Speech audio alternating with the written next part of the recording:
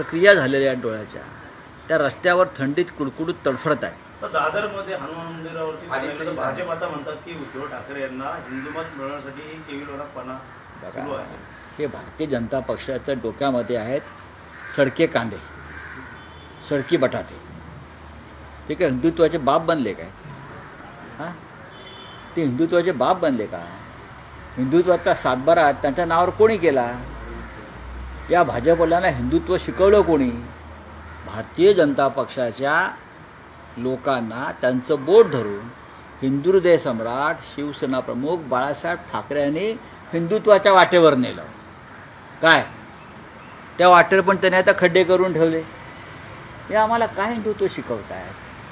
आम्हाला मुळात आमचं हिंदुत्व हे मतांसाठी नाही आहे. तुमच्याप्रमाणे हिंदुत्व हे आमचं जीवन आहे, हिंदुत्व आमची संस्कृती आहे.